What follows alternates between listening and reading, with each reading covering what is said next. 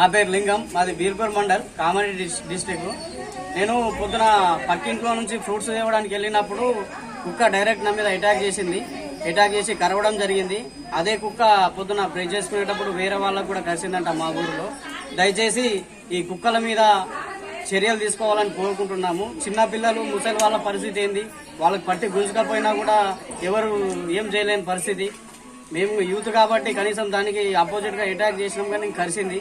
చిన్నపిల్లల, ముసలి వాళ్ళ పరిస్థితి దయచేసి ఆలోచించండి. వీటి మీద ఏదైనా చర్యలు తీసుకోవాలని ప్రభుత్వాన్ని మేము కోరుకుంటున్నాం.